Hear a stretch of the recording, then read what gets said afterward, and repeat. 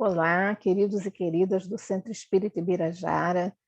Desde já agradecemos muitíssimo pelo gentil convite de estarmos juntos, à distância, mas unidos em pensamentos e sentimentos, para refletirmos mais uma vez sobre nós, sobre nossa vida, à luz da doutrina espírita. Eu me chamo Andréia e eu frequento o Grupo Espírita Fraternidade Irmão Abraão, que fica em Senador Camará, aqui na cidade do Rio de Janeiro, na Zona Oeste, né? Somos vizinhos do bairro de Bangu. E o tema que nós vamos estudar juntos é penas temporais, que abrange da questão 983 a 989 de O Livro dos Espíritos. Faz parte do capítulo 2 das penas e gozos futuros, que está inserido na quarta parte, ou livro 4, enfim, dependendo da tradução, às vezes é livro quarto livro, quarta parte quarta, enfim, de O Livro dos Espíritos, que é justamente das esperanças e consolações. Seguindo a estrutura didática de O Livro dos Espíritos, nós vemos que no capítulo 1, o nosso querido codificador Allan Kardec nos apresenta os elementos gerais do universo. Nos apresenta Deus acima de tudo e os dois elementos criados por ele que formam todos os cantos, todos os recantos do universo, que é o espírito e a matéria. E aí, nesse capítulo 1, ele nos apresenta Deus, nosso Pai, nosso Criador, a causa de tudo, o propósito de tudo na nossa vida. E depois, ele vem nos apresentar justamente o espírito e a matéria para nos mostrar o porquê do objeto de estudo da doutrina espírita, do espiritismo, ser o espírito. E aí, na segunda parte do Livro dos Espíritos, ele vai explanar sobre esse objeto de estudo, que não somos nós, né, os espíritos, em todas as suas circunstâncias, em todos os aspectos em que ele pode abranger. E como todo objeto, como todo elemento que faz parte da lei natural, que é integrante da natureza, melhor dizendo, nós temos leis que nos regem. No nosso caso, são as leis morais, que é a terceira parte do Livro dos Espíritos. E aí, na quarta parte, logicamente, vem nos mostrar quais são as consequências quando a gente cumpre ou não cumpre as leis morais. E aí ele vai nos falar no capítulo 1 quais são as consequências da gente ainda reencarnado aqui na Terra. E no capítulo 2, que é o que a gente vai trabalhar, um dos itens desse capítulo 2, que nós vamos refletir a respeito, fala justamente das consequências do nosso processo reencarnatório quando a gente volta à erraticidade, ou seja, quando a gente volta para casa. E esse é um assunto muito pungente, por quê? Porque Kardec, na época, usa esse termo penas temporais, ou seja, para contrapor a noção das religiões de então, principalmente as de concepção cristã, católicos, protestantes, até mesmo os muçulmanos, né? Os judeus, enfim, que acreditam em vida após a morte, que são espiritualistas, que acreditam na imortalidade da alma, mas eles acreditam que quando a gente morre, quando o corpo físico morre, o espírito, ele ou vai para o paraíso ou vai para o inferno, sem remissão, sem quaisquer chances de modificar essa condição. A Igreja Católica ainda criou a questão do purgatório, né? E aí a doutrina espírita vem nos mostrar, pelo relato dos espíritos, pelos nossos relatos, no caso, desencarnados, de que não existe penas eternas. Ninguém é condenado ao inferno e também condenado ao paraíso, de alguma forma, porque o paraíso, da forma que ele é apresentado, é um local em que não tem atividade. E se nós pararmos para pensarmos, nós não aguentamos ficar sem fazer nada por muito tempo, não é mesmo? Pelo menos a grande maioria de nós sempre vai arrumar alguma coisa para fazer. A gente precisa de atividade, né? A gente precisa, nós somos criaturas criadas para nos movimentarmos, para ampliarmos nossos conhecimentos, nossos sentimentos, nossos afetos, né? Então, dito isso, o que a doutrina espírita nos fala? Que nós estamos em processo evolutivo, que nós somos criados por Deus simples e ignorantes, ou seja, sem o conhecimento de todas as coisas, e que nós passamos por diversas encarnações, daí a pluralidade das existências, né, que é a lei de reencarnação. E à medida que a gente vai passando por essas reencarnações, nós vamos evoluindo na nossa inteligência, a nossa inteligência vai criando qualidades e também na nossa moralidade. E quando a gente está falando em moral, nós estamos falando dos nossos afetos, ou seja, as nossas percepções ficam mais ampliadas, as nossas sensações ficam mais depuradas, as nossas emoções agem como os nossos amigos, nossas amigas, melhor dizendo, né, que emoção é uma palavra feminina, as nossas emoções são usadas para nos adaptarmos cada vez melhor à vida de espírito, a termos uma vivência mais plena. Nós somos inundados pelos sentimentos, sobretudo os sentimentos nobres, através da vivência das virtudes. É esse o projeto. Mas aí,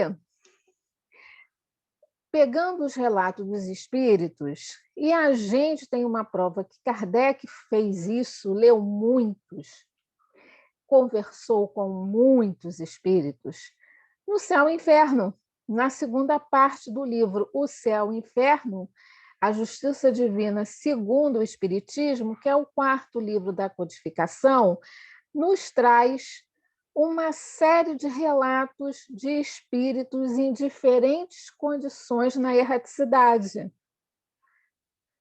E aí mostram espíritos que estão felizes, espíritos que estão mais ou menos, e espíritos que não têm a menor noção que desencarnaram, enfim, uma pleiade de espíritos, espíritos que são sofredores, espíritos que ainda trazem uma angústia, espíritos em processo de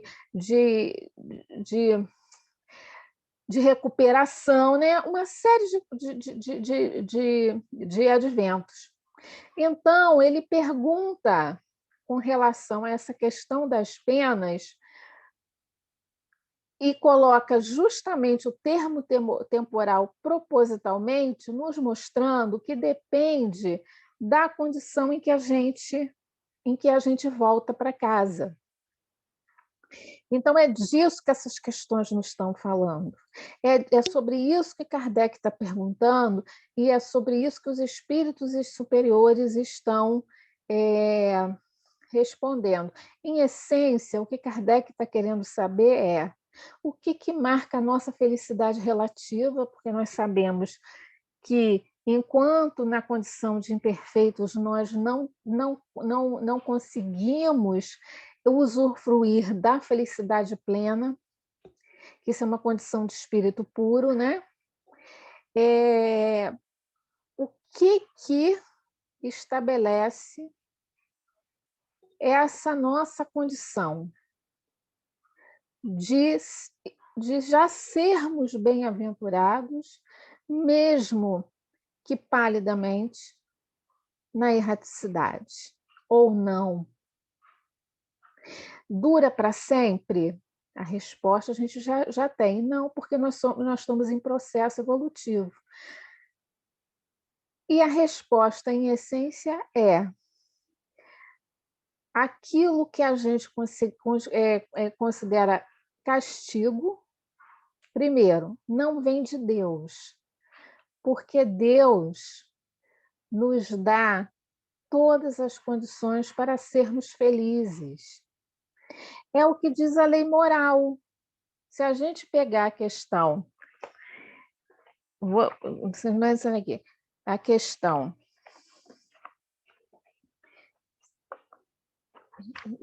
um minuto só. Desculpa por eu não ter marcado.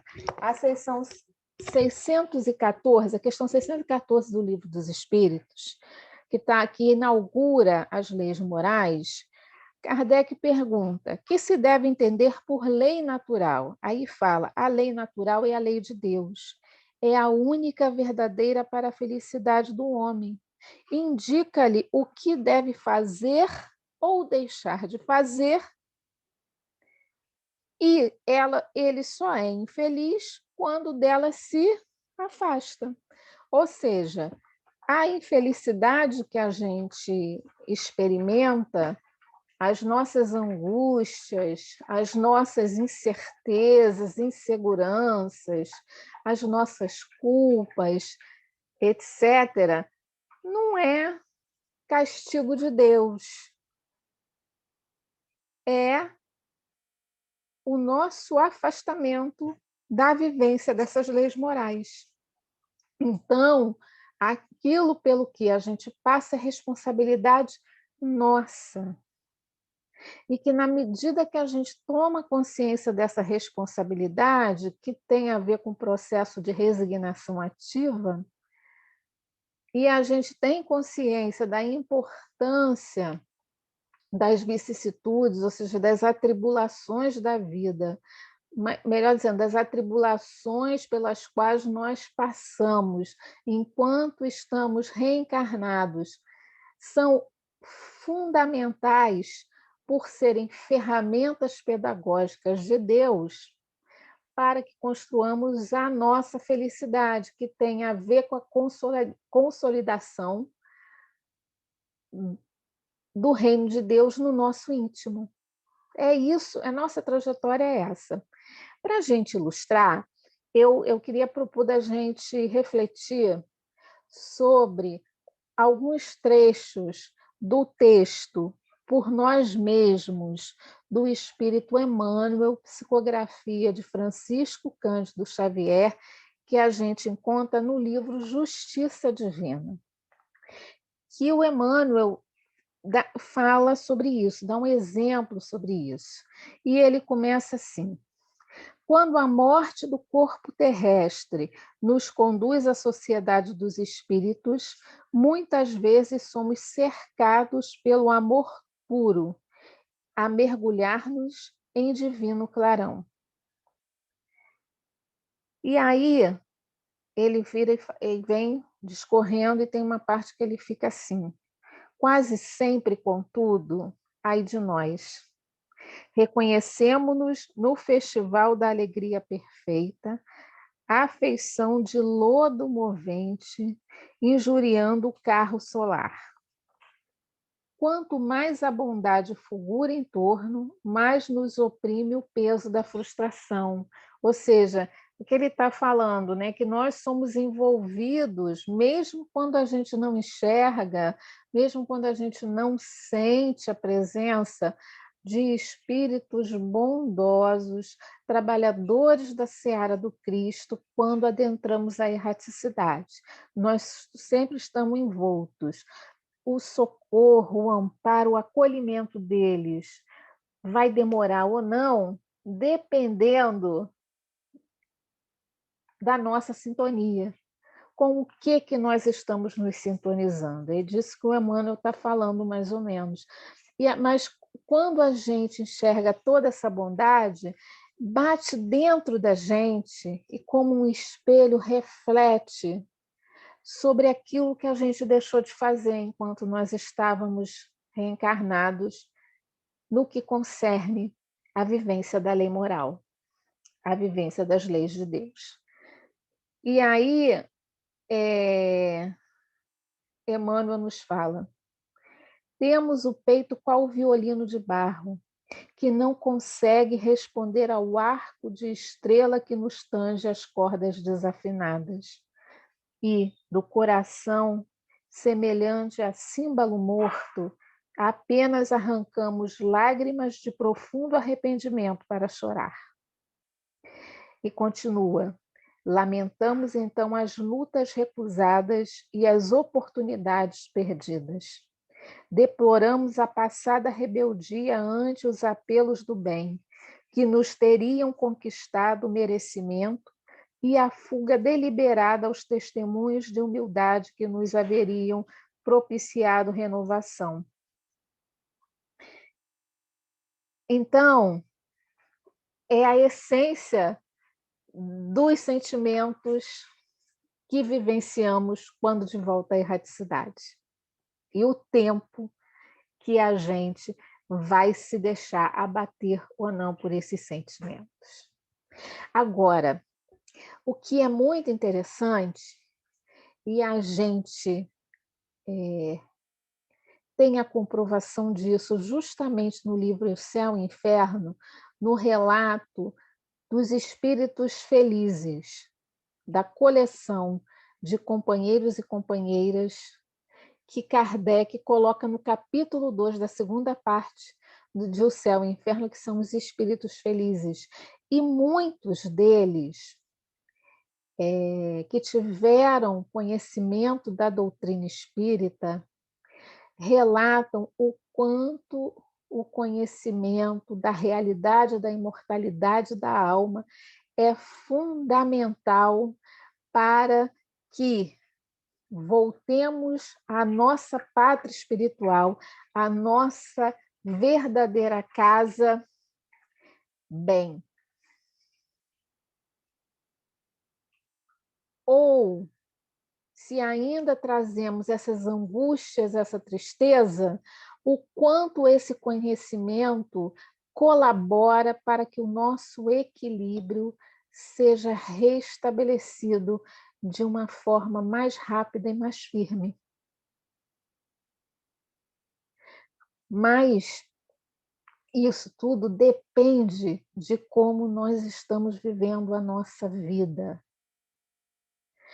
Como essas questões que nós acabamos de ler, que o Emmanuel coloca, nós estamos adiando os nossos compromissos, nós estamos deixando de atender aos chamados para o trabalho no bem, que bate à nossa porta a todo momento, e aí, envolvidos pelo nosso orgulho, pelo nosso egoísmo, com medo de falharmos, enfim, ou por outros motivos mil, nós deixamos para depois, e esse depois nunca chega. O que nós estamos fazendo nesse momento em que nossa vida, de alguma forma, teve que dar uma desacelerada? Estamos nos lamentando e estamos nos deixando envolver por esse sentimento coletivo de frustração, de cansaço, de irritação? Não que a gente não vai sentir, faz parte, né? Porque a nossa vida não está mais a mesma. Mas nós precisamos ter movimentos para não nos deixarmos envolver por esses sentimentos, porque senão a gente vai estagnar o nosso processo evolutivo, essa construção do reino de Deus dentro de nós fica obstruída. E aí nós estamos construindo penas temporais desnecessárias, que se refletirão na nossa volta para a nossa verdadeira casa. Outra questão muito pontual que Allan Kardec coloca nessas questões é a neutralidade, aquele fato. Não faço bem, mas também não faço mal, não faço nada. E aí a espiritualidade vem reafirmando para a gente, vem confirmando. Se você não fez o bem, você nada fez, parou, está estacionado, não evoluiu, ficou parado no tempo. E aí a gente quer acabar lendo um trecho, não vai dar para ler tudo, mas aí fica um dever de casa. É o capítulo 23, chamado A Estaca Zero, do livro Cartas e Crônicas, do espírito Humberto de Campos, também da psicografia do Chico Xavier, que fala de um companheiro que volta à erraticidade. Começa assim. Denunciando aflitiva expectação, o crente, era espírita, recém-desencarnado, dirigia-se ao anjo orientador da aduana celeste, explicando: guardei a maior intimidade com as obras de Allan Kardec, que invariavelmente mantive por mestre inatacável. Os livros da codificação vigiavam-me à cabeceira. Devorei-lhes todas as considerações, apontamentos e ditados, e jamais duvidei da sobrevivência. O funcionário espiritual esclareceu, porém, imperturbável. Entretanto, o seu nome aqui não consta entre os credores de ascensão às esferas santificadas.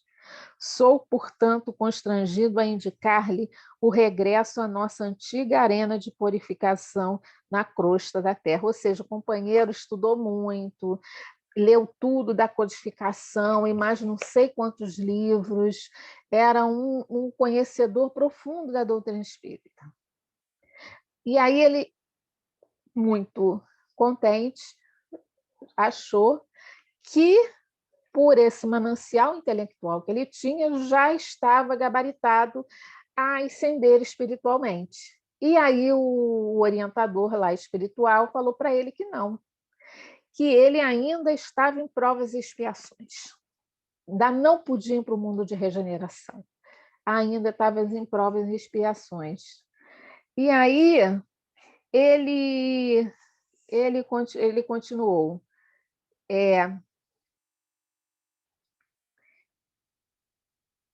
Ele continua assim, que é muito grande, eu vou ler só um pedaço. Talvez não me tenha feito compreender.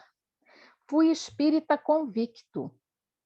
Desde muito cedo abracei os princípios sacrossantos da doutrina, que é hoje a salvadora luz da humanidade.